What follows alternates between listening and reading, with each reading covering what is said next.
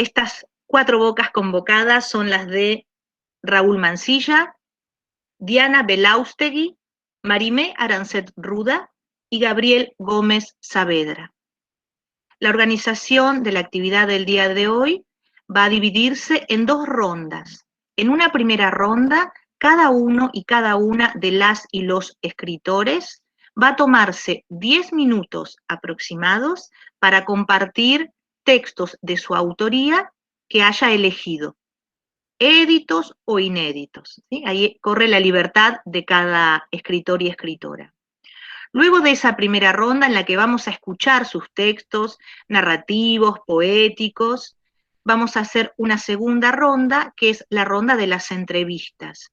Y en esa ronda, quienes coordinamos esta actividad, que somos quien habla, Luciana Mellado, patagónica, en este momento estoy en la ciudad de Comodoro Rivadavia, una ciudad costera en la que hay mucho frío.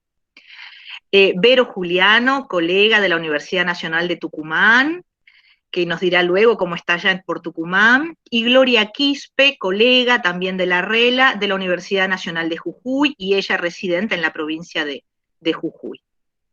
Entonces, vamos a empezar con esos 10 minutos de lectura, y en la segunda parte vamos a hacer la entrevista para intentar, en la medida de lo posible, quien dice, tener el tiempo suficiente para compartir alguna de las preguntas o de los comentarios del chat antes del cierre.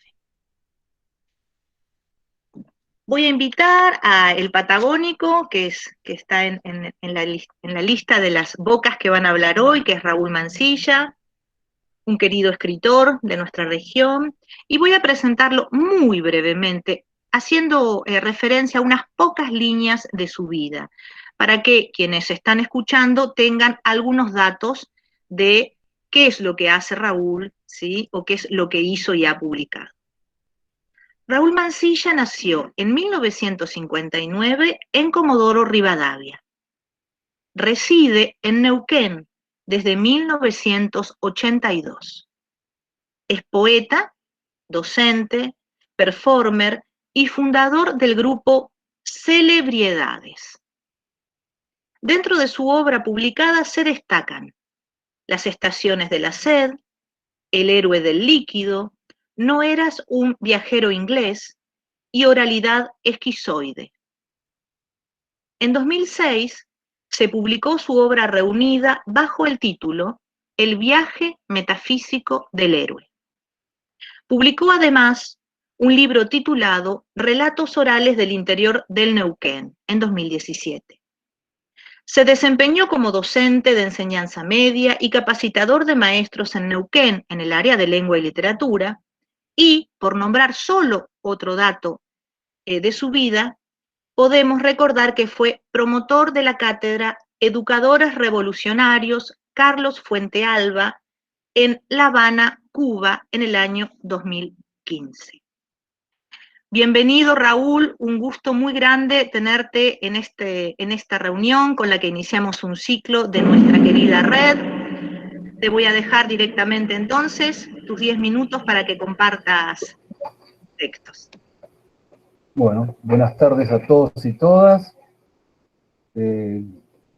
Gracias por la invitación.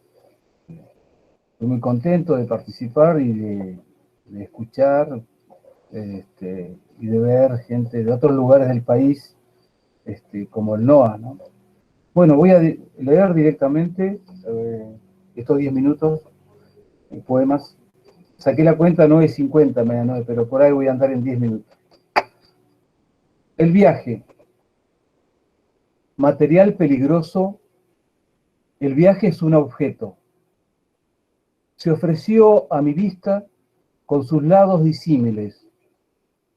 Sin saber la diferencia, me arrojé al camino como esas botellas tiradas al mar por los náufragos, esperando que entre miles una mirada descorche la osadía. Entre las muchas formas de partir, tomé el dolor usado de no mirar atrás. Cobarde fragmentación de cuerpos, lo que parte es incompleto si ha sido sombra alguna vez. Las piedras no viajan con nosotros. Siempre son las mismas al costado del camino. En velocidad son hilos y en la detención petrificadas lágrimas, esperando la noche para abrir los ojos.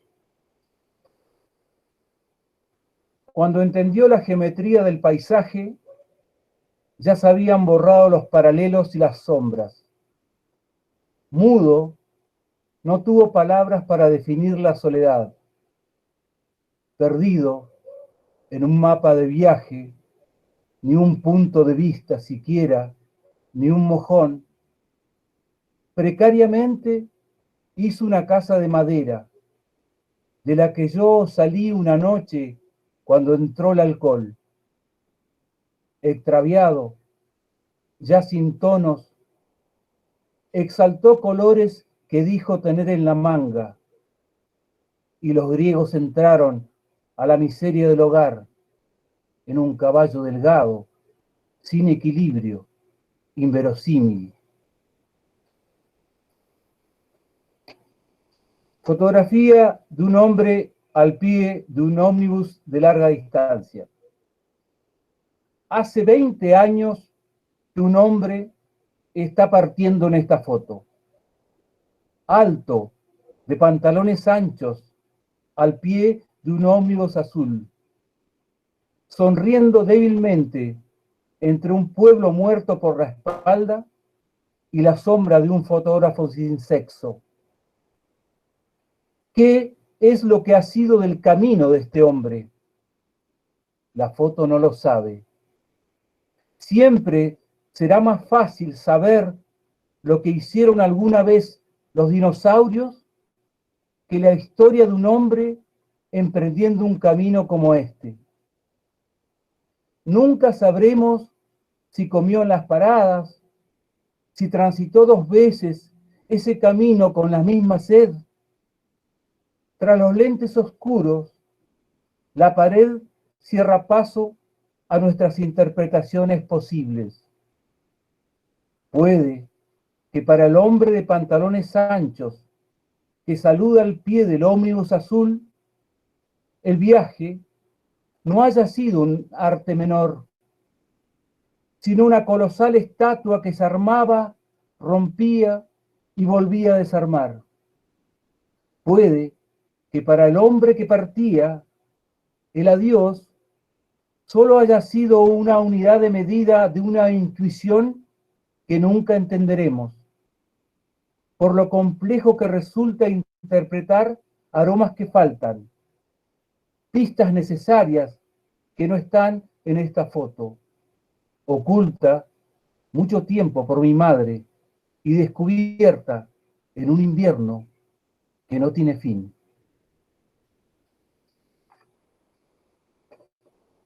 Hablar en el estanque. Hablar se está poniendo viejo. Yo hago cosas correctas, pero mi cabecita va para otro lado. Atenta contra el status quo imperante en la pieza de 3x4. En mi cuerpo se libran batallas que termina perdiendo el que madruga. Por eso, equivocado, el peso de la tradición no golpea mi puerta. Cuando estoy de aliado a mi cuerpo, miro el techo, contando los días, las horas, los minutos en que será mi enemigo nuevamente. Miro el techo, porque hablar se está poniendo viejo. Se rompió el vaso y estoy descalzo. Los vidrios son pequeños espejos donde la culpa se peina en mi cumpleaños.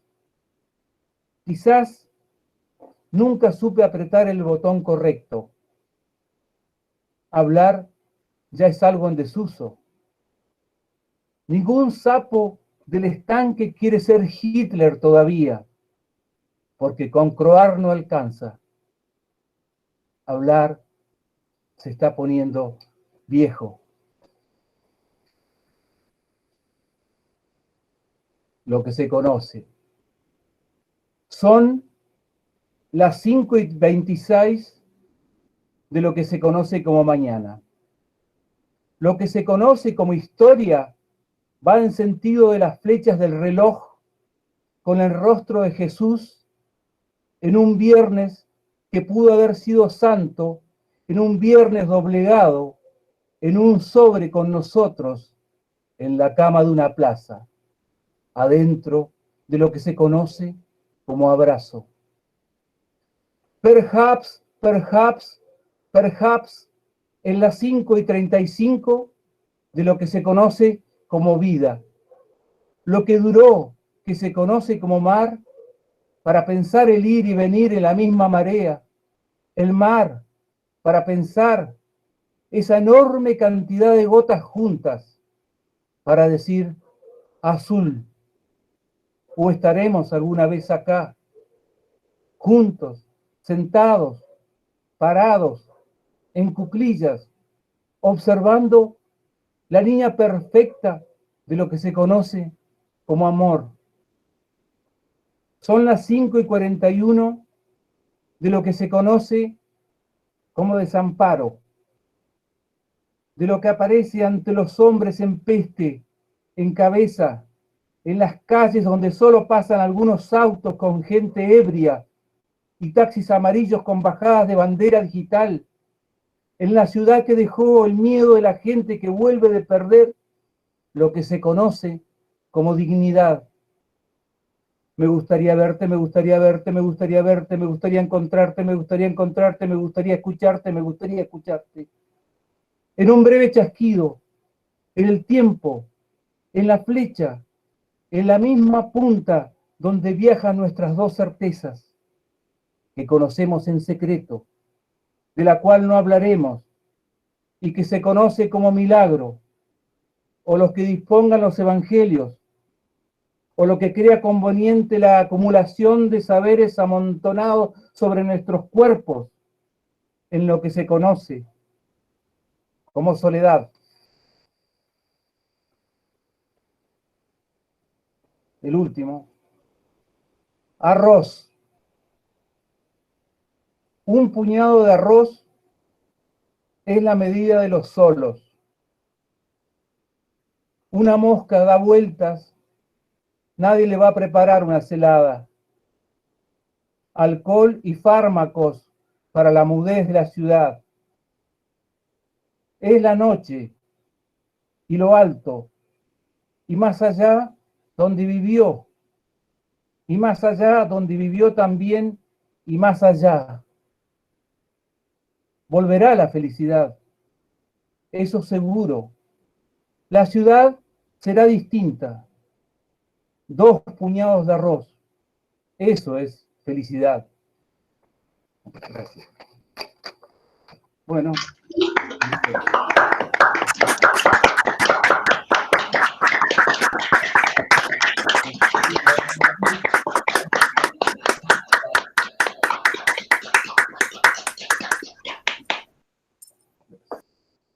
Bravo, Raúl.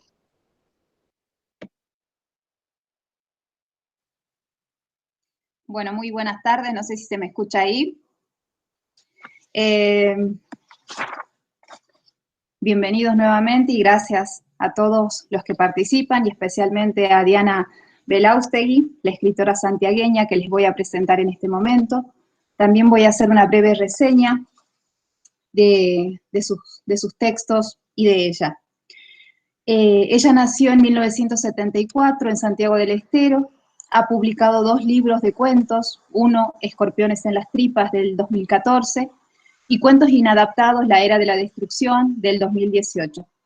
Textos suyos forman parte de las siguientes antologías: Argentina en versos y prosas, séptima antología anual especial de poesía y narrativa breve, Escrituras sin fronteras, Argentina en versos y prosas, el microrrelato, en Santiago del Estero, de Antonio Cruz, Antología Getona, Sumo Colectivo de Arte, Lo mejor de Paracuentos, Penumbria, Antología Argonauta, entre otras, además de mantener ella un blog todavía. Bueno, los dejo con Diana y disfrutemos de sus textos.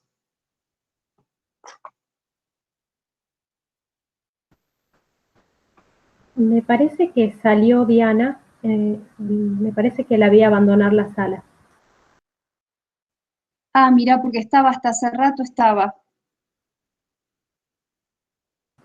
Y se le debe haber caído la conexión, Glo. Si les parece, podemos, y si está de acuerdo Marimé, mientras la compañera puede retomar, podríamos aprovechar que Marimé está en la sala. Si están de acuerdo, Gloria Ibero. Perfecto. Sí, sí, sí. Bien. Bueno, entonces voy a presentar a una querida colega que pertenece a la red que organiza esta actividad, pero que además es escritora y es una de nuestras invitadas. Así como con Raúl voy a presentar en unas muy breves líneas su quehacer artístico, que es bien amplio, ¿no? Así que siempre estas presentaciones son parciales y son un botoncito, pero esperamos que esos botoncitos sirvan de muestra.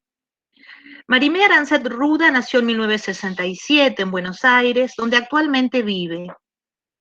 Es poeta, investigadora y profesora universitaria, investigadora del CONICET y titular de la Cátedra Literatura Argentina II y el Seminario Permanente de Literatura Argentina en la UCA. Publicó las plaquettes libro Objetos de Poesía, de cómo el mar entre orillas trae hojas del epistolario nunca escrito entre Iseo y Tristán, en 2008, y Detrás de los vidrios negros, en 2010. Asimismo publicó los poemarios Cantos de Clitemnestra, en 2012, Elegía Filiae, del 2013, que contiene la plaqueta ampliada Detrás de los vidrios negros. También Y fue Troya, en 2015, y muy recientemente, este año, un hermosísimo poemario titulado Vivero. Su poesía fue traducida al italiano y está incluida en distintas antologías del país y del extranjero. Marimé, reiteramos las bienvenidas y te dejo con el público que quiere oírte. Bueno, muchas gracias, Tani, muy emocionada. Solo me voy a permitir brevemente decir que todas las reuniones de la RELA son una celebración. Y quienes me conocen saben que me puedo equivocar, pero me equivoco convencida. Sí, la verdad que lo son. Así que gracias, gracias, gracias a todos los que están aquí presentes. La verdad que no sabía qué leer, así que voy a leer un poco, voy a recorrer un poquito. Me tomé el tiempo, pero bueno, después a veces si me extiendo, por favor, córtenme y se terminó. El primer poema que voy a leer es un poema que tiene 30 años casi, y fue a partir del cual me permití publicar lo que escribía, porque escribo de los 8, pero siempre tiré todo. Y es un poema por la muerte de mi padre, a mis 23. Se llama en latín Accipe fletu. Me sale la profesora, quiero empezar a explicar todo, perdón. Voy cruzando los mismos mares de hierro que nadaste hasta los pasos más lentos. Yo sabía, tu niño lleno de acequias y de parras en las calles mendocinas. Yo sabía de las flores dolorosas, de los filos y un anhelo hondo, hondo. Árbol erguido, añoso, fuiste árbol para darme sombra y luz. Hollando la misma tierra, te canto mi homenaje y deseo, desde el patio de la infancia, mi cabeza entre tus manos. Este segundo poema que voy a leer es de los Cantos de Clitemnestra, que es un personaje no muy suave. Son 12 cantos, este es el canto final, cuando ya mató a su marido y está esperando que venga el hijo a matarla. Amado Orestes, hijito, cabrito, que me fuiste arrebatado con los pechos proyectando leche a alta presión contra los muros en torno, sos el hijo de asesino y de asesina. Tu brazo pedirá ejecución. No me importa la sentencia, vanos juicios reversibles. Hablaré, daré razones, pero ansío el dardo obligado de tu pecho aljaba. Quitaré cerrojos, abriré las puertas, que nada impida la estampa de rosa de tu sandalia, la opresión transpirada de tu empuñadura. Me daré un último baño con agua de azahares y con benjuí, para que el olfato y el errado odio antiguo te guíen. Hasta la ventana, donde esperaré paciente, cuello inclinado y dispuesto, apoyado en el alféizar, por donde oteé, deseé, rogué, fantaseé, invisible arco voltaico, los regresos de tu padre, de tu hermana, de tus pies. Estate sereno, hijito. Mudada ahora la piel, amaré el justo filo de tu hacha, en cuyo brillo uno de mis ojos se verá, mirándote cuando me apagues, fatum denodado. No es venganza, harás lo que debes, según leones rampantes. Bueno, pasó el tiempo y ahora leo un poema de El Laboratorio, que es una especie de delirium tremens, es un policial de poesía, qué sé yo. Este poema se llama Necrológica. Murió una mujer sin edad, con extrañas marcas en el cuerpo, pozos de luz y de negro, varias celdas con 6 puntos en relieve. Los peritos policiales creyeron que practicaba sadomasoquismo activo, pero no. Su materia era maleable, impresionable, carbónica, tersos bordes lábiles, adecuados para la expansión o la disolución definitiva. ¿Loca? No. Cuerpo abierto en floración amatoria. Fue por eso que encontraron líneas sinuosas y muchas, de diferentes grosores y variable profundidad, raro síndrome, una grafía tatuada por belfos de minotauro y por garras de león, en recorrido de versos y de empujes y de entradas y de cuerdas y de lenguas. Ella era un laberinto. Quien leyó el bajo relieve en aquel torso azul ya no pudo dormir más sino abrazado a su amada. Después me tomé de otro personaje que es Andrómaca, cuando ya toda Troya fue quemada, devastada y no queda nada. Uno de esos poemitas de Fue Troya dice: mis hermanos de palacio, mis hermanas de corral, cautiva, silente, cauta, ya fuera del gineceo, dura necesidad pesa. Nada me han enseñado los años. Yerro y pago las cuentas, imploro y acudo al templo de Tetis, diosa de mar. Clavo, reparo, controlo, sin colores ni calores, y ruego transmutación. Aunque de memoria sé cómo rige pertenencia, nada se pierde, nada se transforma. Y el último, y aquí entenderán y voy a mencionar la especie de desafío que me hizo una amiga poeta, Romina Freschi, y me dijo, bueno, basta ya de sufrimiento. Entonces hice un intento de felicidad poética. El poema de Vivero se llama Candombe 1 y es el último que leo.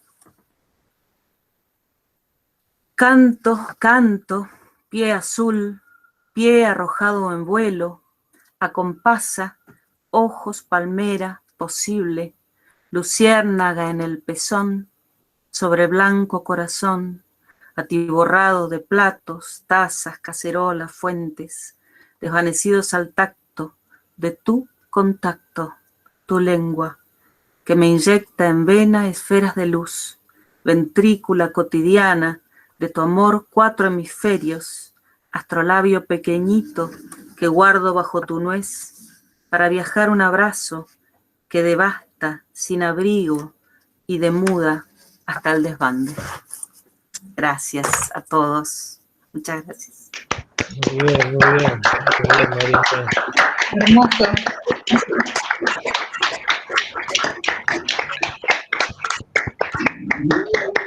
Muchas gracias, Marimé. Muchas gracias. Ahí en el chat hay muchísimos comentarios y felicitamos a la amiga poeta que tiró la frase: basta, pare de sufrir un poco. Poesía nomás. Claro, sí. Bueno, le voy a dar lugar a Gloria, si estás de acuerdo, Gloria. Ya, bien, perfecto. Gracias, Tani, gracias, Marimé. Hermosos textos, hermosos poemas. Ahora sí, bueno, ya les compartí algunas cosas que escribió Diana y de las cuales participó, así que ahora los dejo con ella para que escuchemos los textos.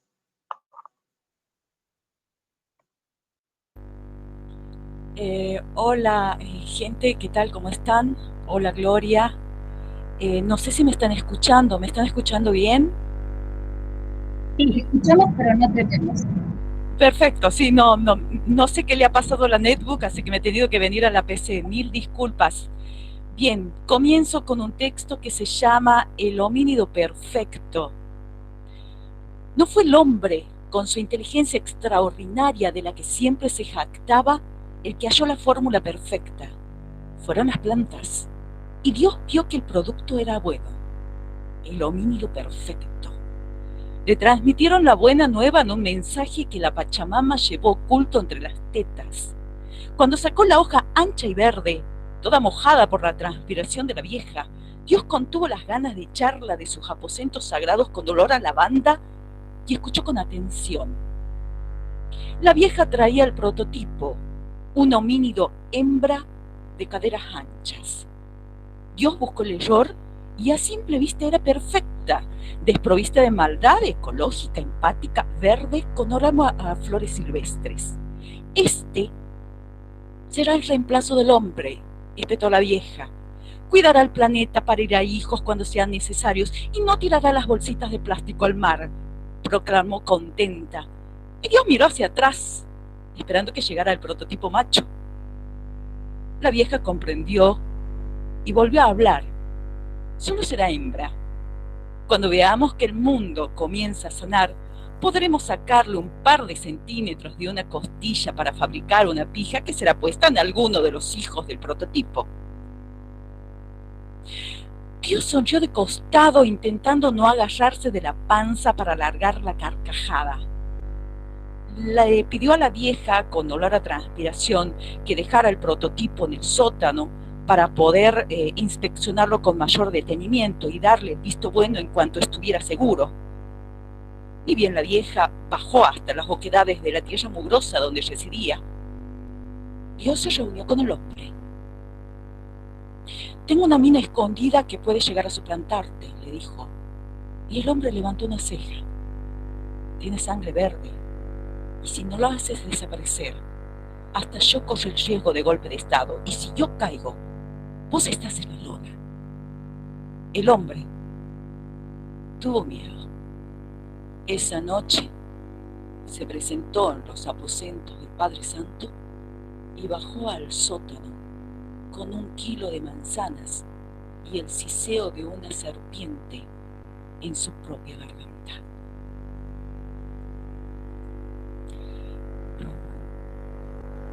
Ese texto se llama El homínido perfecto.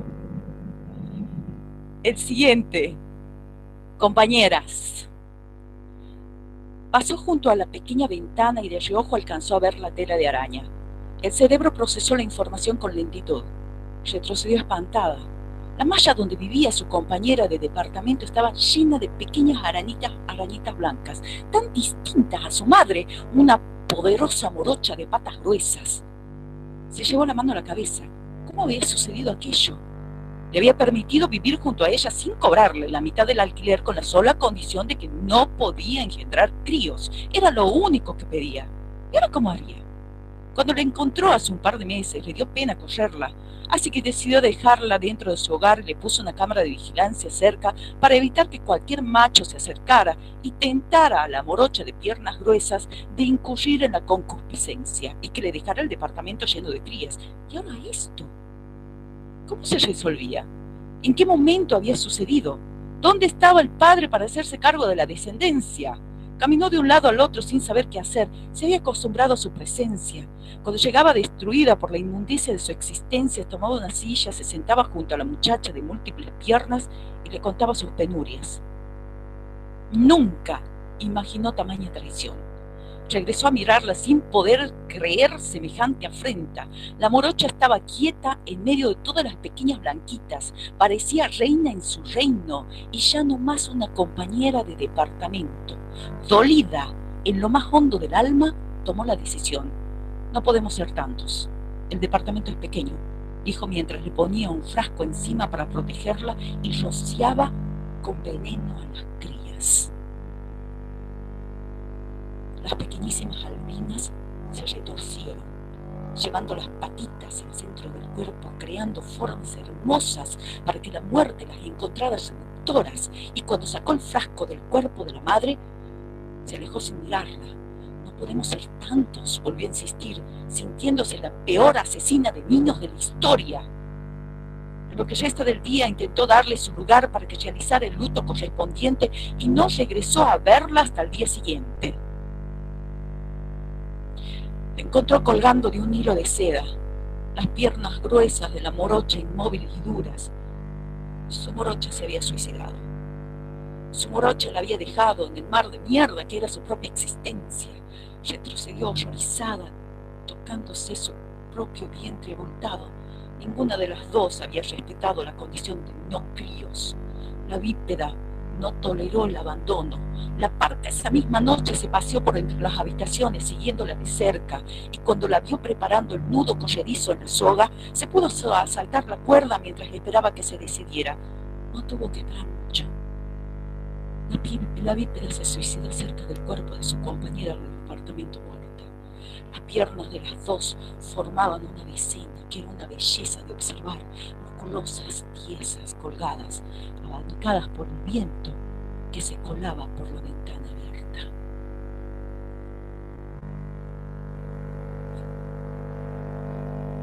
El siguiente cuento se llama, no es un, gente, discúlpenme, pero no estoy viendo el tiempo, no sé cuánto me queda. ¿Alcanza para un cuento más? Leo un cuento más. Dale, Gloria. Gracias. Leo un cuento más. No es un cuento sobre fantasmas. Este no será un cuento de fantasmas, así que no pierdas tiempo fijándote en los detalles que hablan de las linternas que se prenden y apagan solas. No hagas pausas cuando te cuente de los oscuros rincones de la casa, ni en las telarañas vacías, con los arácnidos tirados en el piso en un ovillo estático y tétrico. La historia pasa por otro lado. Se centra en ella sentada desnuda, fumando un cigarrillo mientras mira por la ventana. Es de noche y la casa está apenas iluminada. Ha visto de soslayo como una linterna se prende y apaga por ratos en la habitación que está al final del pasillo, hacia la derecha. La de la izquierda tiene la puerta cerrada y ya no le llegan los sonidos, porque aunque está vacía y nada podría provocar ruidos, esos están. Pero no son la trama principal de este cuento. Golpean la puerta y sabe quién es, por la hora y la forma de llamar. Se asquea de antemano y le dice que entre. Es él. El hombre ingresa y la ve sentada desnuda, con las piernas cruzadas, fumando un cigarrillo mientras mira por la ventana e instantáneamente se siente excitado. La plata que gasta en ella es plata bien gastada. No se arrepiente de nada. Se arrodilla frente a la mujer, le abre las piernas y comienza a besarla. Un crujido le llega desde alguna de las habitaciones y ella evita mirar. Ha realizado todo lo humanamente posible para que la linterna deje de funcionar, pero nada lo logra. Está tirada sin batería y con el foco roto, pero sigue en su ritual empedernido. No se anima a tirarla, es mejor negarse a mirar. Él ahora está intentando besarle la boca y lo deja. Es hora de dedicarse a trabajar, así que tira el cigarrillo y comienza su sesión de sexo protocolar. Hay un colchón tirado en el piso del salón. Antes estaba sobre una cama en una habitación, pero ya no puede estar ahí. Las ausencias la han expulsado, se están apropiando de la casa. Mientras él la penetra, recuerda un cuento de Cortázar y sonríe. Mira hacia el final del pasillo. Un pequeño movimiento ha llamado su atención y se asusta. No suelen salir. Desde que se han apropiado de esos territorios, los sonidos y movimientos extraños han estado confinados a esos lugares y ahora puede ver algo que se cruza lentamente de una habitación a la otra. La reconoce por su forma de caminar, recuerda la rodilla quebrada y sabe que la figura que ha pasado cojeando y jugando con una linterna en la mano es ella. Traga saliva. Lo abraza. Lo abraza no porque lo ama, sino porque tiene miedo. No logra concentrarse, pero el hombre no se da cuenta. Otro movimiento. Hace a un lado la cabeza de él que está sobre su cuello para poder voltear y mirar bien. Ella ha salido y arrastra el cuerpo de la que se había apropiado de los ruidos de la segunda habitación. Ahora están las dos, mirándola desde el corredor. Una con su rodilla rota y girada hacia la derecha. Puede apreciar detalles macabros. Los dedos azules sobre la linterna y el pecho aplastado bajo la remera rota y ensangrentada. La otra está tirada. Sabe que no puede levantarse porque ha intentado deshacerse del cuerpo cortándolo, pero no pudo. Ella no tiene piernas, por eso se arrastra. Pero el cuento no se trata sobre fantasmas. Los detalles de ellas dos destrozadas y mirando deberían pasar a un segundo plano. Aquí lo importante es la mujer viva que tiene las piernas abiertas para que su macho de turno se divierta mientras mira aterrada hacia el corredor y teme que se arrimen y le cuenten a él que en realidad a ella no le interesa esa pija que porta orgulloso, que ella las amó y que se sintió traicionada por ese deseo oscuro de tocarlas y babearlas, que no quiere ser distinta a sus amigas y mucho menos quiere que ellos se enteren. La solución es a veces romper más reglas para tapar las anomalías que podrían convertirla en un monstruo. ¿Qué ves allá? Indaga ella al tiempo que le toca el hombro y señala hacia el pasillo. ¿Qué? Pregunta agitado mientras le agarra el dedo y lo chupa. Ella lo saca de la boca y vuelve a señalar. Le tiemblan las manos y las piernas. Algo se arrastra un poco y se acerca. Algo cogea otro tanto mientras juega con la linterna que fue la que le abrió el cráneo. Allá, allá, ¿qué ves allá?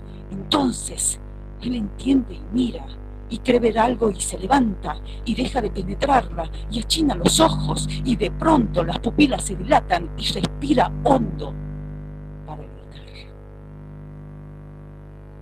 Gente, ese fue el último texto. Muchas gracias por escuchar.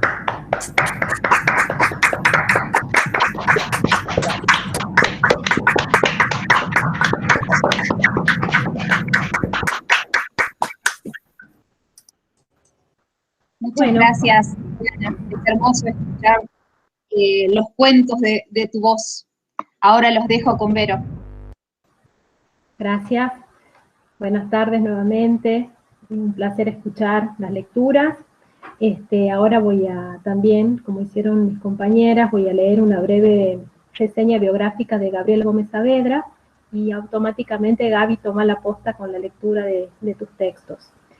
Gabriel Gómez Saavedra nació en 1980 en Concepción, Tucumán, vive en San Miguel de Tucumán, estudió Procuración y Bibliotecología, publicó la plaqueta Huecos en 2010 y los libros Escorial en 2013 y Siesta en 2018.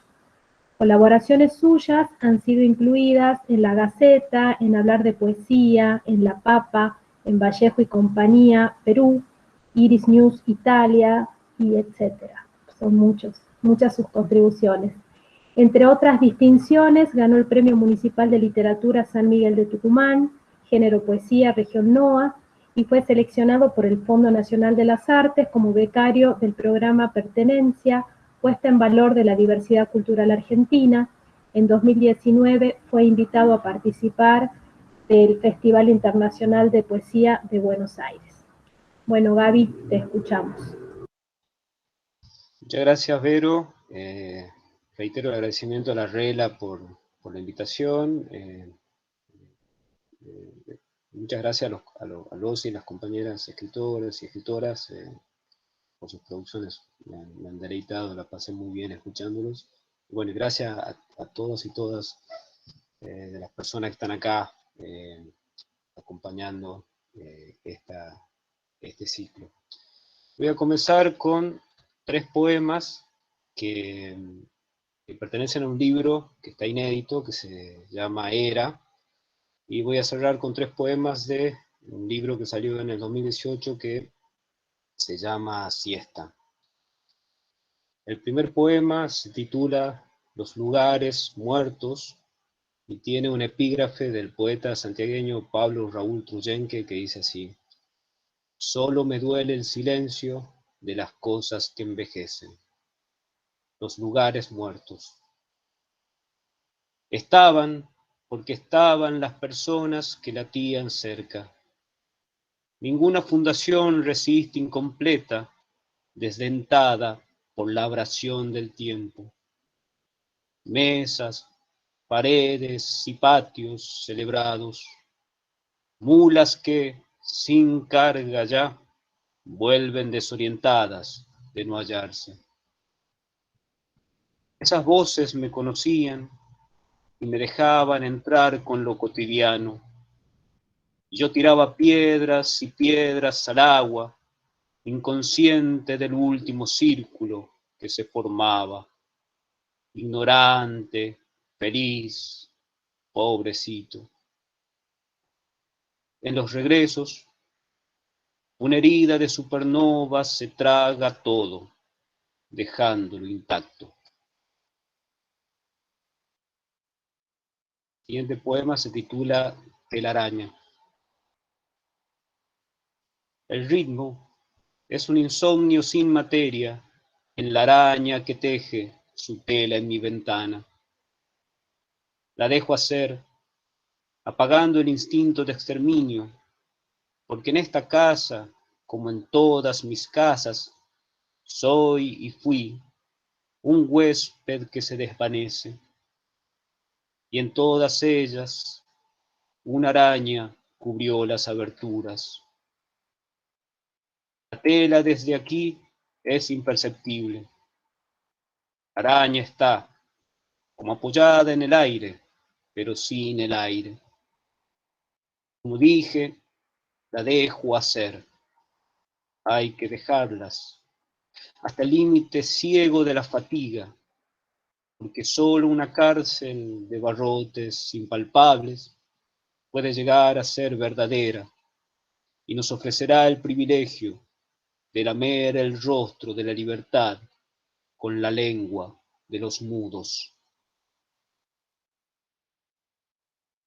El siguiente poema se titula Alguien prendió un fuego. En este sector deshabitado de mi barrio, donde aún no llega el alumbrado público, alguien para quemar el cuerpo de un caballo muerto. El fuego cuida que el aire no se confunda con la podredumbre e ilumina involuntariamente el vacío, ese alimento con que la noche nos da de comer a los vulnerables.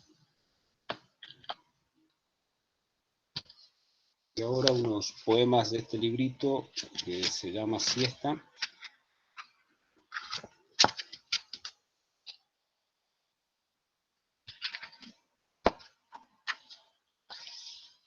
Estos 3 poemas con los que voy a cerrar no tienen título, ¿no? El primero lleva un epígrafe del escritor tucumano Juan José Hernández que dice así: temerosas del rayo, las mujeres cubrían el espejo de la sala. Juan José Hernández. Por cada tormenta que bajaba, mi abuela tapaba con sábanas los espejos, evitando la reproducción del rayo dentro de la casa. Esa ceremonia fue mojando mis ojos y lengua con una noche inesperada, fundando este oficio ciego, en el que toda palabra es un pozo de aire donde una polilla se incendia siempre con la misma llama.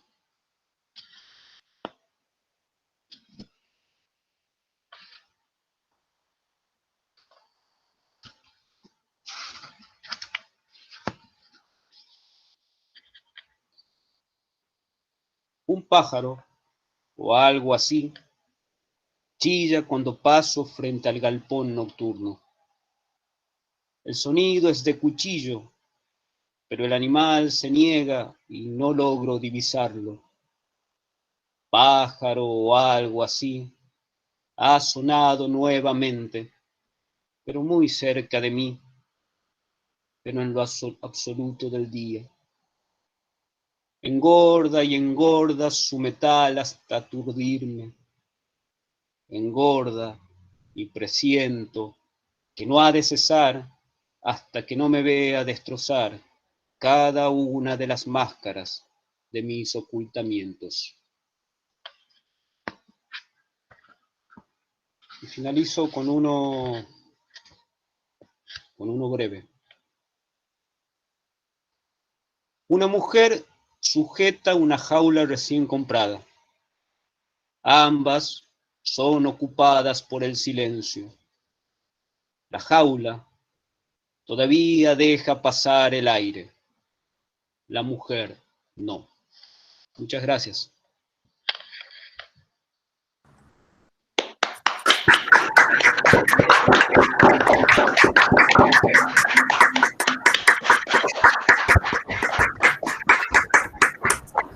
Muchas gracias, Gaby, a vos. Ahí, bueno, también en el chat, a medida que va leyendo cada uno de los escritores, van recibiendo comentarios. Sugiero también que lean por ahí, porque son todos comentarios amables, elogiosos. La verdad que es un momento muy hermoso el que estamos compartiendo. Si les parece, Tani, empezamos la ronda de vuelta y te doy la palabra a vos para que inicies el diálogo. Muchas gracias, Vero. Entonces vamos a empezar con la segunda vuelta. Les voy a pedir que nuevamente silencien sus micrófonos, así podemos escuchar con claridad a las escritoras y los escritores. Bueno, vamos a retomar entonces el turno de Raúl Mansilla y le voy a formular a Raúl dos preguntas, ¿no?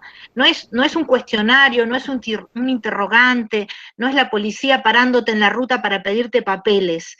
En realidad las preguntas estas tienen otra naturaleza, ¿no? Una naturaleza de indagación para un conocimiento de lo que es el trabajo artístico, que es un trabajo tan misterioso por momentos. Entonces, recuerdo, vamos a hacer las tres coordinadoras, a los y las cuatro invitadas, 3 preguntas.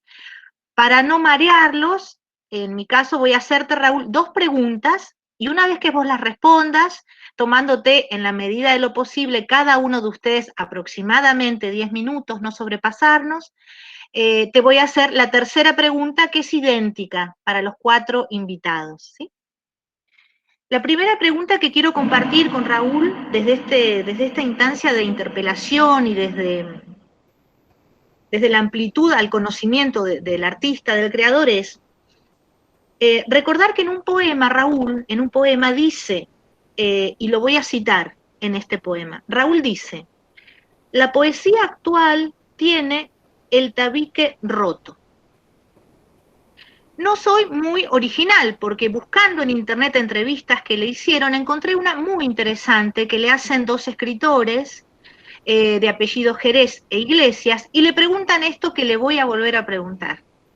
¿De qué se trata esto? Pero la pregunta, Raúl, la primera es esta. ¿Qué crees, qué sentís y o qué pensás de la poesía actual en la Argentina y sus tabiques? Esa es la primera.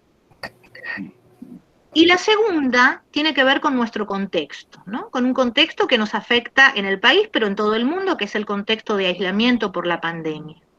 La segunda pregunta es: ¿cómo es tu relación con el lenguaje cuando escribís? Es bien difícil en realidad, ¿cómo es tu relación en este contexto de los últimos meses de aislamiento. ¿Cómo estás llevándote con el lenguaje? Es la segunda entonces, y la primera es, ¿qué es esto del tabique roto? Una vez que nos cuentes un poco tus opiniones y tus respuestas, te hago la tercera y última pregunta que tenemos preparada.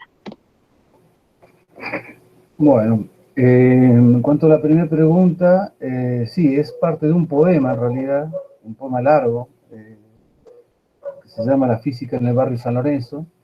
Habla ahí de, bueno, una situación vinculada al boxeo y traspolada al ámbito poético, tiene que ver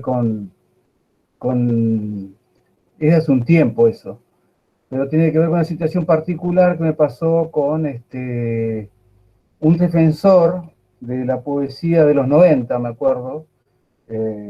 Bueno, yo soy esa que escribí fundamentalmente en los 90, en la cual predominaba el objetivismo en la poesía, fundamentalmente. Era el canon, y era una poesía absolutamente racional, donde no se permitía prácticamente lo irracional, digamos, ¿no? El surrealismo no tenía mucho ingreso, había autores que no se tocaban, como Orozco, fundamentalmente, sino que se tomaba partido por aquellos que planteaban una cosa concreta.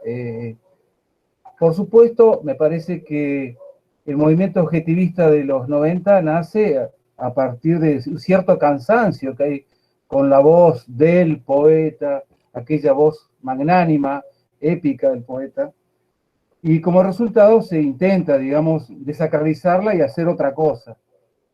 Pero después eso fue cansando, de eso se hizo una cuestión de fe, a la cual yo nunca adherí. Me parecía que las estéticas deben ser libres, no deben ser etiquetadas, catalogadas,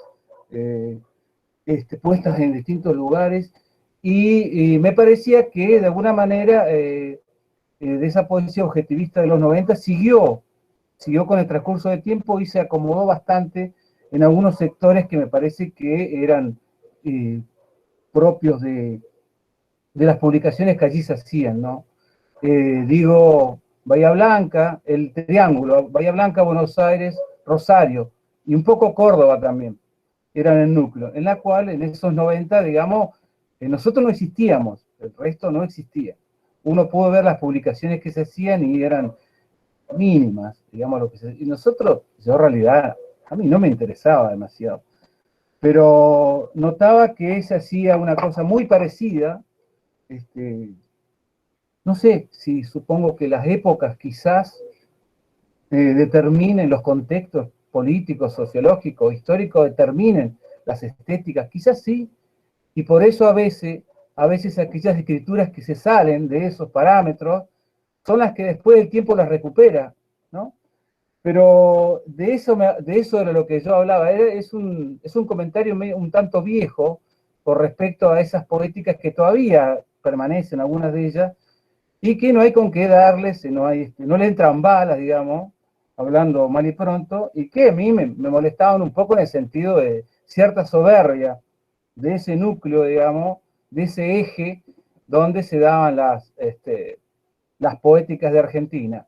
Recuerdo que las antologías de los 90, antología de poesía argentina, la antología de la poesía joven argentina, una de las que tengo yo, ahí solamente, creo que hay uno de Córdoba, bueno, de Rosario un montón, hay de Bahía Blanca, y los demás todos son de Buenos Aires. Después no hay nadie más. Esa es la poesía argentina de los 90.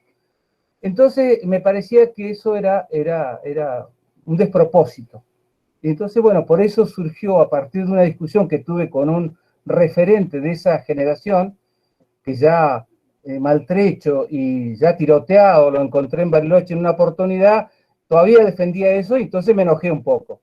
Bueno, era eso, la primera pregunta tiene que ver con eso. Es bastante más largo, pero más o menos es eso.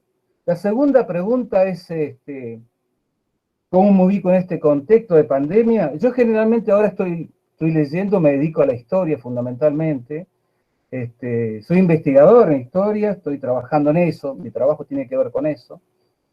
Estoy abocado a la lectura y a la investigación. En historia, fundamentalmente de la Patagonia, es algo que ya venía haciendo durante muchos años y ahora lo estoy haciendo de forma mucho más metódica. Poesía estoy escribiendo, pero muy poco. ¿Cómo me llevo con el lenguaje? Bueno, trato de que el lenguaje me lleve, trato de no poner ningún tipo de atadura. Cuando siento la necesidad de escribir, me pongo y escribo y trato de que dejarme sucumbir de alguna manera por la norma que es tan fuerte, digamos, y con la hipercorrección.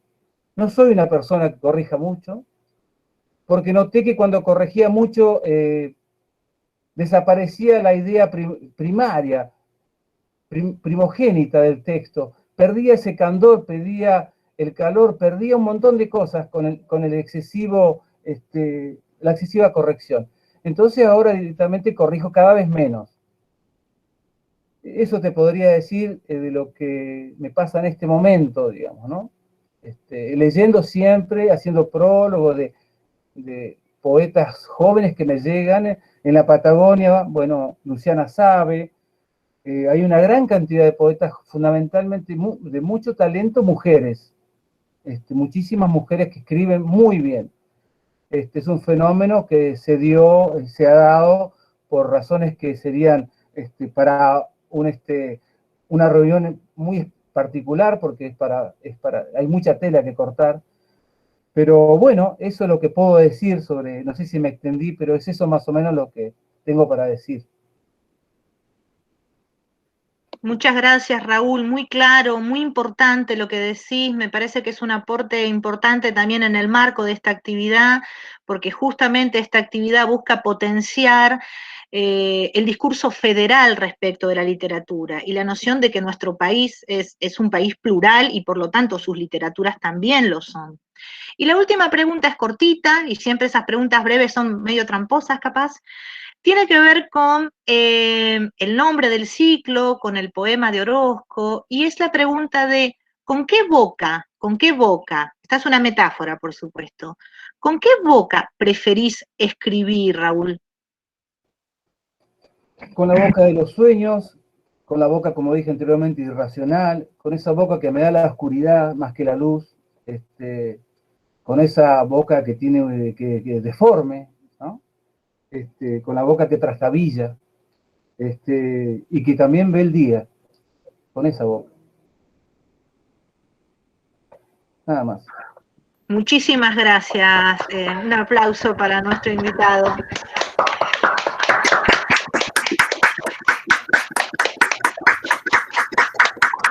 Un lujazo, un lujazo el ciclo.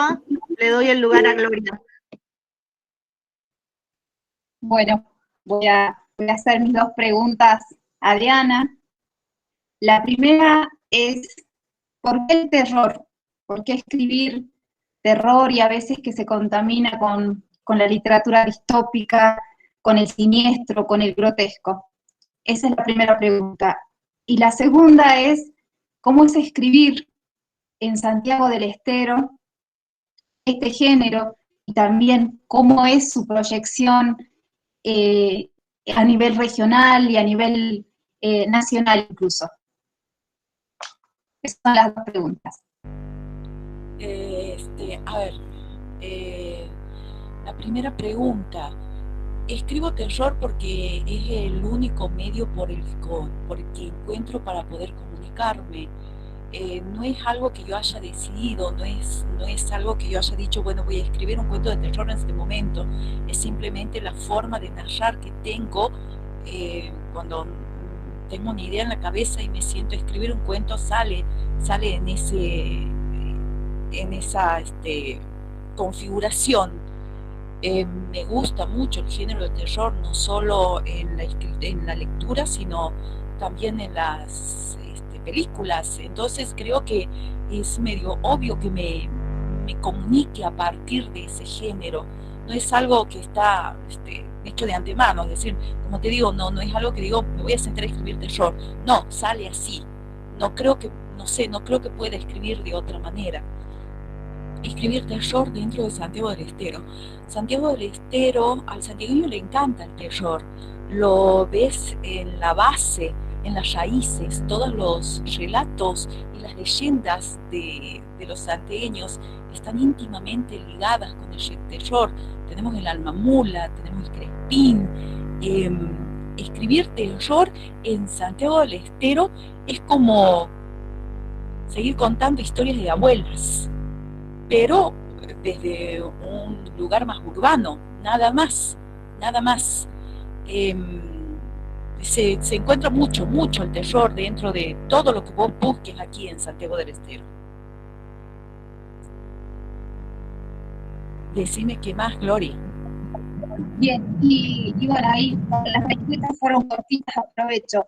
¿Por qué en tu narrativa priman esos personajes, sobre todo personajes femeninos y personajes niños?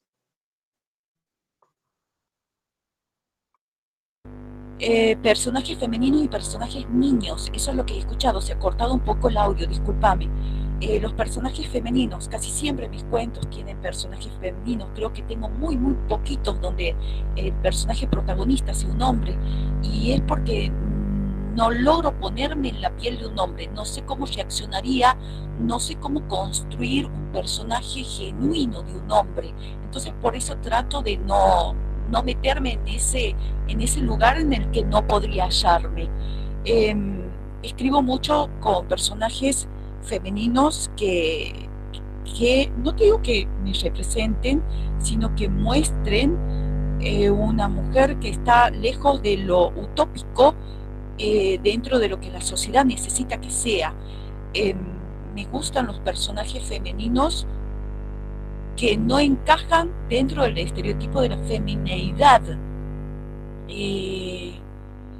A ver, ¿cómo lo puedo explicar?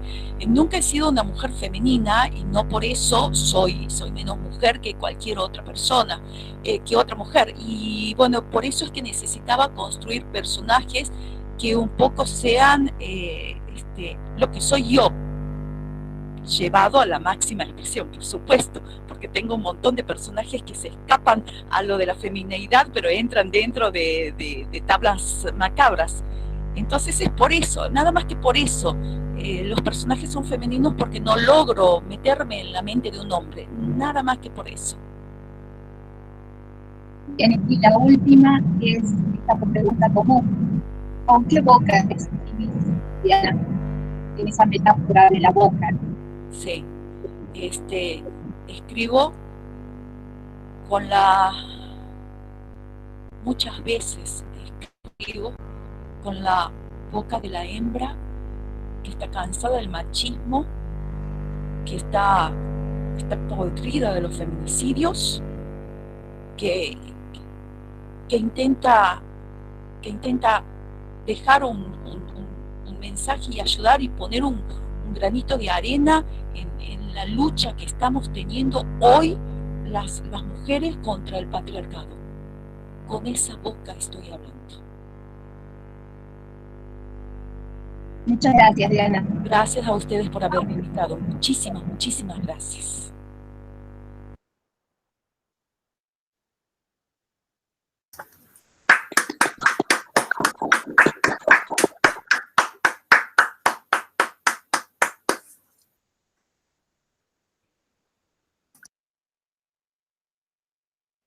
Bien, muy movilizante, ¿no? La boca que está harta de los femicidios, del patriarcado y de la violencia, y que cada día tengamos que pedir que aparezca alguna niña, que aparezca alguna mujer, que no nos maten más. Así que claro que esa boca la conocemos y naturalmente nos afecta, ¿no? Nos pone en este estado de tensión emocional. Marimé, querida, van las preguntas para vos. La primera pregunta también surge de la indagación por internet de entrevistas que te han hecho, de blogs o de páginas en las que vos diste a conocer tu opinión sobre la poesía y la literatura. En uno de esos blogs dijiste, te voy a citar, escribir poesía es lo único que puedo escribir. A la par de un par de cosas, decís, ¿no? Que tal vez se le parezcan. Cartas, recetas de cocina. Escribo poesía porque destapona el silencio amontonado. La primera pregunta entonces, ¿qué relación sentís y pensás que tiene tu poesía con el silencio como experiencia compleja? Esa es la primera. ¿Qué relación tiene tu poesía con el silencio? Nada Y la más. segunda, nada más, es igual, es idéntica. La segunda a la que le hicimos a Raúl, ¿no? Y es, ¿cómo es tu relación con el lenguaje cuando escribís y cómo esa relación se ve afectada por la situación de pandemia y aislamiento que estamos viviendo? Luego de esto te voy a hacer la tercera pregunta compartida. Bien. En realidad acabo de descubrir algo, gracias a la segunda pregunta que le hiciste a Raúl antes y que ahora me haces a mí. Creo que descubrí algo.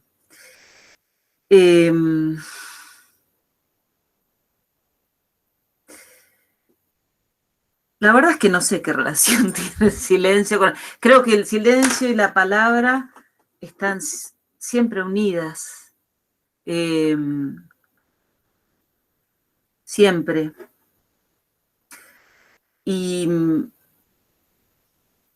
no me quiero meter a analizar el silencio, qué sé yo. Creo que yo parto de lo sensorial. Parto, no quiere decir que me quede ahí. Para mí, mi guía para escribir es el oído. Y ahí quizás es donde el silencio actúa. No hay música sin silencio. Para mí el lenguaje es... hay un nivel muy básico, muy elemental, muy primario, que es el de la sonoridad, y yo no puedo prescindir de eso. Más que lo conceptual. Además soy una persona que puede decidir hablar, pero naturalmente tiendo al silencio. Entonces me estoy más cómoda. De hecho, yo me permití empezar a mostrar algo de mi poesía muy grande, habiendo empezado muy chiquita, tenía 8 o 9 años cuando empecé a escribir poesía. Solo poesía, porque un poco como dice Diana, ¿por qué terror? Porque le sale, y a mí ¿por qué poesía? Y porque me sale, no soy un zapato narrando, narro, no puedo escribir un cuento, no puedo, estoy inhabilitada. Sí puedo relatar claramente, pero en formato o en espíritu de poesía. En fin, no me quiero extender demasiado. Y la segunda pregunta, mi relación cuando escribo con el lenguaje y en esta situación de pandemia, en realidad lo conecto un poco con lo anterior, en cuanto que mi relación con el lenguaje es muy, muy, muy auditiva, muy. Y me he encontrado en este año y medio de pandemia que me cuesta mucho escribir, mucho. Y ahora, mientras hacían la pregunta, dije, claro, si no me encuentro con nadie. ¿No? Se ve que debe haber algún vínculo más allá de los encuentros virtuales, pero no es lo mismo. Porque para mí el lenguaje es materia fónica y el encuentro tiene que tener una dimensión material. Hablo de una experiencia, no hablo de definiciones. Realmente he intentado empezar a escribir distintas cosas y más allá de algún artículo o informe para CONICET, que siempre digo que es mi segundo género,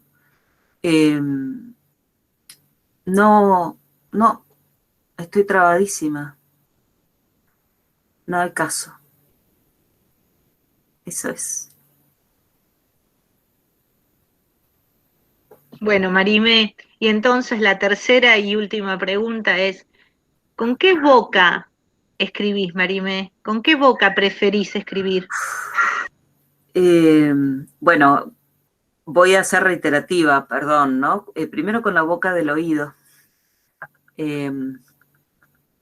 Segundo, con la boca que no es la crítica literaria. Me cuesta mucho amordazar, maniatar y guardar en el ropero porque me molesta. Se mete, no me deja escribir. Es bastante tirana la crítica en mí, digo, ¿no? Y cuando logro atarla, elijo escribir con la voz del permiso y se asocia un poquito con el juego. Entonces a veces me pasa que empiezo a escribir cosas que no me gustan. Pero bueno, mi autodesafío es dejarme hacer, permitirme hacerlo. Y ahí también retomo algo que dijo Raúl respecto a que él no corrige. Yo corrijo un montón, porque una vez que me lo permití, me empiezo a divertir corrigiendo. Empieza la diversión, empiezo a jugar. Y además siento la necesidad. Así que bueno, es una boca así medio que por dónde viene, no sé cómo definirla. No sé, así variable. ¿Mm? Muchas gracias, Marimé. Vamos a darle un aplauso a la compañera escritora que estuvo.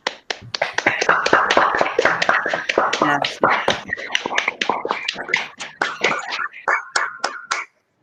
Bueno, le voy a dar la palabra a Vero, que va a ser quien va a cerrar con su invitado, con el invitado del ciclo, pero también contando algunas cositas de esta actividad, y ya estamos acercándonos al cierre. Así que de mi parte, un agradecimiento, nada, estamos muy contentas. Gracias, Tani. La verdad que sí, es una gran alegría. Bueno, yo había pensado algunas preguntas, pero escuchándote, Gaby, sobre todo en estos poemas inéditos que compartiste, que además me encanta esto de que lo que todavía no se conoce, se conozca, así que te agradezco por ese gesto. Hay una imagen que me gustó y que me parece puede representar también un modo de habitar la poesía, y es esta que dijiste, la voy a parafrasear, de ser un huésped que se desvanece. Entonces la pregunta era si esa figuración poética de alguna manera representa un modo de entender para vos la poesía, si es que para vos la poesía es una suerte de casa. Esa sería una primera pregunta. Y la segunda es algo que a mí me encanta particularmente de tu forma de entender lo poético, que es el lugar que tienen los otros dentro de tu poesía, porque hay un gesto recurrente, y acá aparecieron en tus lecturas epígrafes de autores, y muchos de ellos son autores de nuestra región del noroeste, que vos vas construyendo como un mapa, como una cartografía, vas armando también una poesía que es singular, que es tuya, pero en la que también invitas a esa casa poética a otros. Entonces, un poco conversar sobre estas dos cuestiones, sobre la figuración de este huésped que se desvanece y sobre el lugar que tienen los otros en tu poesía. Y bueno, como te imaginarás, la tercera tiene que ver también con la de la boca. Bien. Bueno, a ver, sobre la primera. Esos versos que elegiste, que citás, en realidad son representativos de, y ahora que lo recordás, digamos, son bastante representativos del momento en el que escribí eso, no solo ese poema, sino todos los poemas que acompañan ese libro, que nacen de un estado, digamos, de extrañamiento, en el que me sentía sumergido, un estado de desplazamiento, digamos, con respecto al tiempo y a una época vivida desde lo personal. O sea, que quizás estaba cimentado por ahí por la muerte de muchas personas cercanas que pertenecían a lugares donde uno tenía la costumbre de llegar a visitar, y que en el momento que esas personas no están, esos lugares tampoco están, aunque sigan estando físicamente, no tienen la misma fisonomía para uno, se vuelven extraños. Entonces, de esos borramientos, de esos desplazamientos, desde ese lugar están escritos esos poemas. Incluso esos poemas, cuando lo escribí, sentía de que no sabía por qué lo estaba escribiendo, como que había perdido el control sobre la idea emocional que me había llevado a escribirlos. Así que ese desplazamiento, más que sobre la poesía, está dado, digamos, sobre la propia conciencia de mi existencia en este presente, que es un presente que siento que todavía no tengo la suficiente perspectiva para poder descifrarlo. Pero la poesía sí es una casa, ¿sí? Esto ya es mucho más biográfico. Yo llego a la poesía sin saber que iba a llegar a ella, digamos. No había un antecedente en mi familia o en mi entorno de amigos que pueda haberme estimulado, digamos, a leer. Sí, había una pequeña biblioteca en casa, porque mi mamá es profesora se jubiló ya como profesora de lengua en el secundario, y estaba la poesía, pero la poesía universal, ¿no? ¿Sí? Y llegaban los autores por ahí más contemporáneos que había llegado a leer yo, eran Octavio Paz, Storni, o los poemas de Borges. Así que la poesía era un espacio, digamos, se podría decir, de la cultura burguesa, el pequeño porción de cultura burguesa en una familia de clase media baja, pero nunca había sido una presencia tan fuerte como para pensarla como una opción de ejercicio, ¿no? De sentarse a pensarla, a escribirla. Eso llega mucho tiempo después de un montón de desencuentros con uno mismo, llega la poesía y hasta el día de hoy es la única casa que reconozco que no me expulsó de sí. Así que tiene mucho sentido lo que me decís, más allá de que el verso ese que citaste no refiere a eso. La poesía sí es una casa que todavía no me corrió, y bueno, qué sé yo, acá estamos todavía.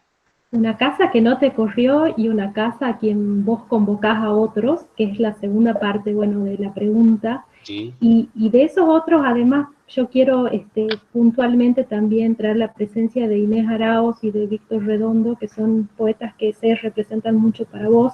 Entonces, este convite, ¿no?, de escritores, y también podés como conversarnos sobre esto. Bien, yo no concibo, digamos, la poesía sin los otros. En ese sentido, correspondo mucho con lo que dijo Marimé, ¿no? Me cuesta mucho pensar la poesía como un acto fuera de lo humano, me parece una acción humanista. Y esas lecturas de los poetas mal llamados regionales y poetas tucumanos son los que a mí me acercaron, digamos, una familia, ¿sí? Que se hizo más fuerte cuando yo me mudo. Yo soy nacido en el interior de Tucumán, me mudo por razones de estudio a la capital, que es una mudanza ínfima, sobre todo para acá, para los compañeros de la Patagonia, que se mueven miles de kilómetros, cientos de kilómetros, a veces incluso por día. En este caso, esta mudanza era solo 80 kilómetros. Sin embargo, el cambio cultural de tener acceso a ciertos bienes culturales desde el interior hacia una capital de provincia era inmenso para mí. Así que podríamos decir que en ese cambio cultural a mí me recibe esa familia literaria y esos autores que menciona vos, como de muchos otros, ¿no? Que ya no están. No sé, pienso en muchos otros autores que no necesariamente son de Tucumán, pero pienso en Manuel Castilla, en Walter Adet, o en la misma Orozco. O sea, y ahí llega también ese punto de cuestionarme de dónde estaba todo eso antes, por qué no estaba, ¿no? Y tomando lo que decía Raúl, de que se dan estos guetos que deciden qué leemos los demás, ¿no? O a los que nosotros, consciente o inconscientemente, nos unimos. Terminamos reviviendo la pleistesía, y esperamos que sean esos guetos, esos centros de poder, lo que decidan que vamos a terminar leyendo nosotros. Entonces, a mí me encantaría, y creo que este ciclo me parece un espacio hermoso para plantearse y replantearse eso, y abrir nuevas puertas que nos permitan acceder a la literatura de todo el país. Pero sabemos que tenemos un país inmenso que si solo nos permitimos leerlos dentro del centro de poder, que es el centro de poder porteño, nos estamos perdiendo de muchísimas voces, ¿no? Entonces, es eso, digamos. Me encanta este espacio porque va sumando esos otros a mi propia voz, a las propias voces que pueblan mis lecturas, y no necesitan pasar, ¿sí?, por un centro de poder único que decida antes de que lleguen a mí. Digo, a mí me ha encantado conocer a Leónidas Escudero sin que sea Buenos Aires que me lo haya presentado, ¿no? Entonces quizás este tipo de espacio, por lo menos en lo personal, significan eso, significan ampliar esa afiliación con otras voces que a partir de ahora empiezan a poblar ese espacio de la voz propia que está construida por la voz de todo aquello que uno va leyendo. Bueno, Gaby, y entonces con esta boca, ¿con qué boca? ¿Desde qué boca construís tu poesía, tu discurso poético? Con la voz lírica, que es una voz plural, colectiva, ¿no? Que nunca es mi voz, creo. Al final, yo cuando me escucho, o sea, me leo para mí mismo lo que escribo, porque retomo lo que dijo Marimé, digamos, yo tampoco puedo escribir sin que lo que escribo sea pensado fuera de la oralidad, fuera de lo sonoro. O sea, yo escribo para ser oído. Es una condición que me sigue desde el primer poema hasta el último. No sé si en algún momento lo dejaré, pero hasta este momento sigue estando ahí firme. Esa necesidad de la música, de lo sonoro, está presente siempre. Entonces, esa voz que yo encuentro en cada uno de mis poemas, al mismo tiempo no es una voz que siento que me pertenece del todo. Siento que es una voz plural, que está constituida por muchas otras voces, que son las voces de mis lecturas, y también las voces de las presencias, de las personas que me rodean, de la naturaleza, del entorno, construyendo múltiples subjetividades que llegan a mí y que me dan la oportunidad de sintetizarlas, digamos, generar un sincretismo que se vuelca a la voz de cada poema. Así que, digamos que esas voces son la voz que hablan a través de mis poemas. No soy yo. En el sentido, no sé cómo hablaré yo de mis poemas, digamos, pero hasta ahora son voces que no me pertenecen las que se terminan pidiendo a mí que realice esa síntesis y que sea a través de esa síntesis, se dé mi escritura. Bueno, muchas gracias, Gaby. Un aplauso también.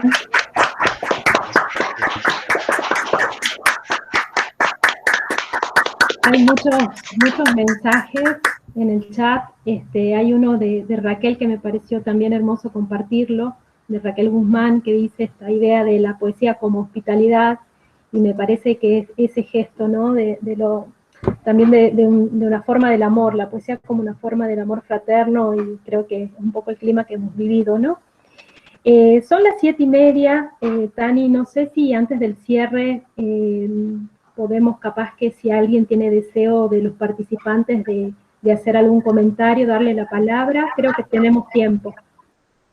Sí, sería bueno, aunque sea tomarnos unos minutitos. Bueno, están todos encantados con este encuentro, y hablando de la boca, de las voces, celebro también que empecemos a escuchar distintas tonadas, distintas maneras de leer poesía, porque quizás equivocadamente y por muchos motivos que no es el momento de debatir, pensamos no solo que la literatura argentina es una sola, sino que hay una sola manera de decirla o de sentirla o de compartirla, y es muy peligroso porque, bueno, la literatura saben que siempre se enfrenta al poder, ¿no? Bueno, lo que dijo Diana respecto de ese decir cansada del feminismo, habla de un contexto, lo que dijo Raúl desde hablar desde el error, ¿no? Esa es la reivindicación del yerro, del error, y esa reivindicación de no corregir, y Marimé reivindicando lo auditivo, los mapas sonoros también de una coyuntura plural, y bueno, y Gabriel diciendo, bueno, nos estamos escuchando, en este momento, en este ciclo, nos estamos conociendo, escuchando, no necesitamos pasar por ciertos circuitos para conocernos, en nuestro mundo caben muchos mundos, y básicamente, como todos los comentarios son comentarios más bien de elogios y de alegría, sí quiero reiterar esto que también señaló Vero de Raquel, ¿no? La hospitalidad, que los ciclos que nos reúnen de ahora en más, y bueno, hasta noviembre, ahora va a contar Vero bien dónde pueden seguir nuestras novedades, sean ciclos que reúnan esta pluralidad, esta posibilidad de encontrarnos también en las diferencias, y también de desnaturalizar una historia única del país, ¿no? Una historia única de nuestra cultura, de nuestras memorias, de nuestros artistas. Así que, bueno, agradecerles profundamente a Raúl, a Marimé, a Diana, a Gabriel, de parte de quienes organizamos esta actividad, que a su vez está enmarcada en una red. O sea, que ya de por sí la actividad es una actividad que confía en el trabajo colectivo y que confía en la mirada federal. También quizás vamos a tener que empezar a tener oídos federales, no solo miradas federales, oídos federales, porque justamente esa pluralidad es una de las riquezas de nuestro país. Sí, entonces la dejo a Vero, no leí nada mientras estaba hablando, no leí nada que fuera una pregunta concreta, y salvo que Marimé o Gabriel o Raúl o Diana quieran hacer un comentario concreto en general o alguien en particular, vamos cerrando. Marimé, Gaby, Diana, Raúl, algún aporte, algo para el cierre que quisieran decir. Yo solo, en realidad voy a redundar un poco en concepto, pero me sumo en la expresión. Ya que para mí el oído es fundamental, escuchar distintas modulaciones, tonadas, es estar un poco más cerca de lo real, ¿no? Y cómo se articulan esas voces dentro de, esos sonidos dentro de uno. La verdad es que para mí es un descubrimiento, no solo escucharlos a ustedes, sino que me hace preguntarme muchas cosas. Quiero más. Gracias. Y gracias por su organización, Vero, Gloria y Tani, un lujo. Y gracias a todos. Yo quería aclarar una cosa, nada más, para que no se piense que lo mío es excesivamente caótico, no es que no corrijo nada. Quiero poner en claro que en realidad no corrijo demasiado, pero corrijo, no creo que esté bien no corregir. Lo que no hago es una hipercorrección, corrijo muy poco nada más, pero la corrección debe existir. Digo para los más jóvenes por ahí, si no es un mal ejemplo, porque tiene que ver con trabajar el texto también, claro, pero no, yo no lo hago en forma excesiva, nada más que eso quise decir. Nada más. Y gracias. Genios, yo quería agradecerles a todos por la invitación.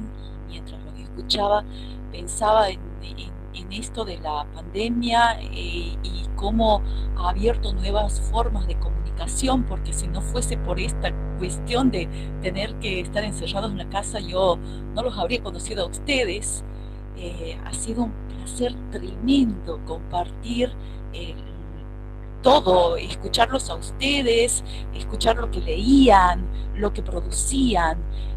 Raúl, yo te diré que soy malísima corrigiendo, yo no corrijo mis textos, yo no soy ejemplo de nadie, Marimé, he amado tu voz, he amado tienes una paz tremenda la forma a la hora de narrar. Gabriel, sos extraordinario. No me quiero olvidar de ninguno de los que hemos estado aquí, pero ha sido un placer absoluto y enorme compartirlo con ustedes. Muchísimas gracias por la invitación. Bueno, en mi caso, nada más que gracias.